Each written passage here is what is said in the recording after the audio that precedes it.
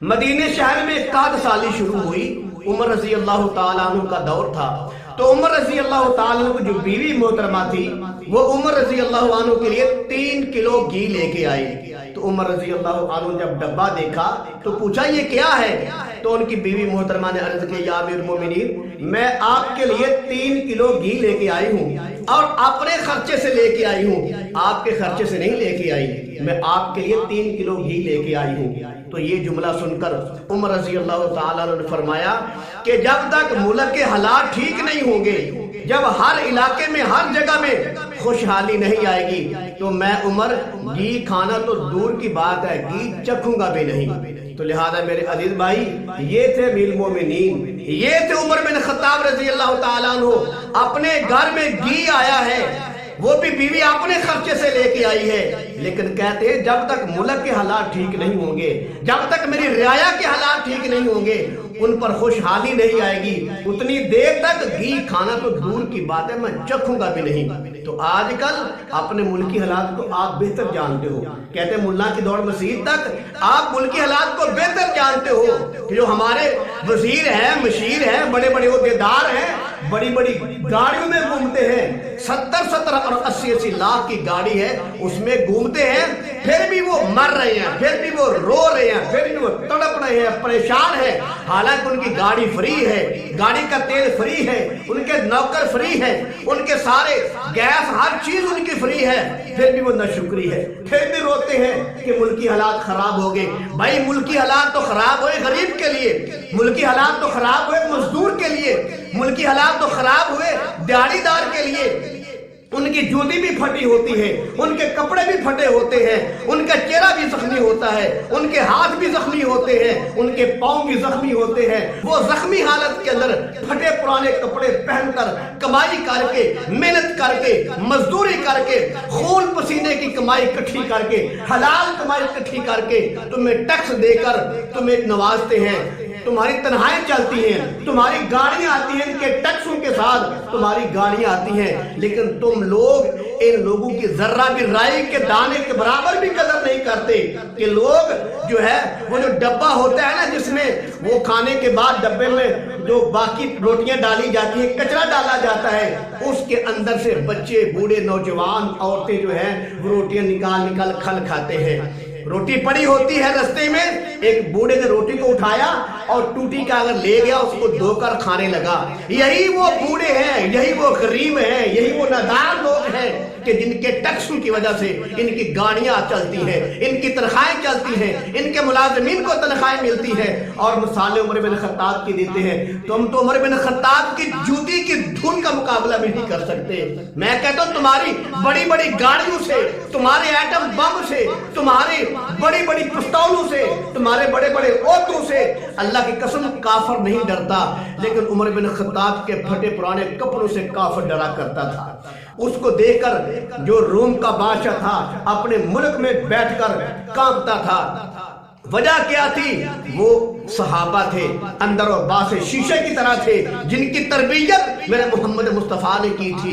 میرے کملی والے صلی اللہ علیہ وسلم چاند کی مثال تھے اور ہیں، اور صحابہ کرام ستاروں کی مثال ہیں۔ اس لیے اللہ کے پاک پیغمبر نے فرمایا اصحابی کالنجوم، میرے صحابہ ستاروں کی طرح ہیں۔ فَبِأَيِّهِمْ اقْتَدَيْتُمْ اهْتَدَيْتُمْ، جس کے پیچھے بھی چلو گے تم ہدایت پا جاؤ گے۔ آج کا لوگ صحابہ کرام سے کیڑے نکالتے ہیں۔ میں ان سے کہنا چاہتا ہوں، توجہ فرمائیں، توجہ فرمائیں، میں ان سے کہنا چاہتا ہوں کم سے کم یہ تو دیکھو کہ وہ نبی کے صحابہ تھے، کم سے کم تم سے تو افضل ہے نا، تم سے تو افضل ہے نا۔ ان کو قرآن نے جنتی کہا ہے۔ قرآن کہتا ہے اولئک علی ھدی من ربہم، صحابہ ہدایت پر تھے۔ اولئک هم المتقون، صحابہ متقی تھے۔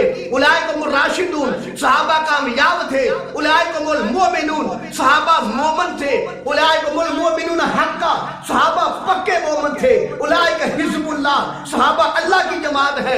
اور بھی کئی آتے ہیں، تقریباً 750 آیات اللہ تعالیٰ نے صحابہ کی حق میں نازل کی ہے، صحابہ کی شان میں نازل کی ہے۔ صحابہ پہ کیڑے نکالنے والوں، صحابہ پہ اعتراض کرنے والوں، ذرا آنکھیں کھول کے سنو، اپنے گریبان میں جان کے دیکھو، کم سے کم جو صحابہ ہیں تم سے تو شان والے ہیں نا۔ وہ نبی کے صحابہ جنہوں نے پیغمبر کو براہ راست دیکھا، جنہوں نے پیغمبر کے پیچھے نمازیں پڑھی، جنہوں نے پیغمبر کے پیچھے چل کے جہاد کیا، میں کہتا ہوں وہ صحابی جس نے پیغمبر کے پیچھے چل کے جہاد کیا ہے، وہ جس گھوڑے پر بیٹھ کر جہاد کیا ہے، اس گھوڑے کی قدموں کی نہیں، اس کی ٹاپو کی نہیں، وہ جو نیچے لوہا لگا اس کی نہیں، اس کے جو گرد و غبار اڑتی ہے اللہ اس کی بھی قسمیں کھاتا ہے، اللہ اس کی بھی قسمیں کھاتا ہے۔ وہ جو دھول ہے نا دھول، تم بڑے بڑے پھرتے ہو، صحابہ پہ اعتراض کرتے ہو، صحابہ جس گھوڑے پہ بیٹھتے تھے، نبی کے پیچھے جہاد کرنے کے لیے جاتے تھے، نبی کے ساتھ ساتھ پیچھے چل کر وہ جس گھوڑے پر بیٹھتے تھے، اس گھوڑے کی قدموں کی جو دھول اٹھتی ہے قسم خدا تم اس کا بھی مقابلہ نہیں کر سکتے۔ لیکن یہ اعتراض صحابہ کرام پہ کرتے ہیں۔ تو میں بات کر رہا تھا صحابہ پہ بات کرنے والوں، وہ تو کہا کرتے تھے جب تک ہماری رایا خوشحال نہیں ہوگی ہم گھی کھانا تو دور کی بات چکھ کر بھی نہیں دیکھیں گے۔ یہ بڑے بڑے ہوٹلوں میں کتنا کھانا پکایا جاتا ہے، کتنا ضائع کیا جاتا ہے۔ میں ایک اور بات آپ کو عرض کر دیتا ہوں میرے عزیز بھائیوں، میرے قبلہ، میرے حضور، میرے پیارے ویروں، میرے جانے جگر، تم جن لوگوں کے لیے لڑتے ہو، جن لوگوں کے لیے تم نے اپنے باپ کو چھوڑا، بھائیوں کو چھوڑا، رشتہ داروں کو چھوڑا، بیوی نے شوہر کو چھوڑا، شوہر نے بیوی کو چھوڑا، تم نے محلے والوں کو ناراض کر لیا، رشتہ داروں کو نہ، ہر چیز کو تم نے تیس نیس کر کے رکھ دیا ہے، تمام لوگوں کو ناراض کر لیا ہے۔ کوئی آدمی کسی سے بولنے کی تیار نہیں ہے، ہر آدمی تمہاری سیاست کی وجہ سے ایک دوسرے کو نفرت کی نگاہ سے دیکھتا ہے۔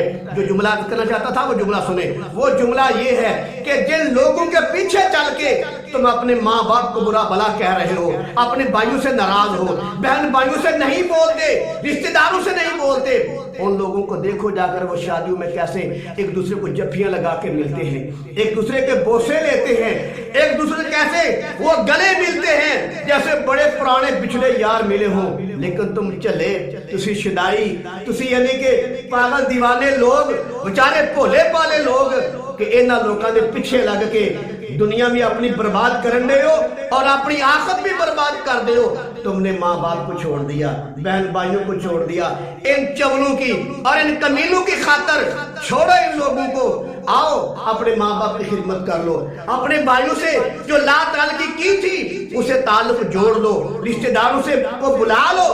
تم نے سب کو چھوڑ دیا، دشمنیاں ڈال لی، ناراضگیاں ڈال لی ان عہدے داروں کے لیے۔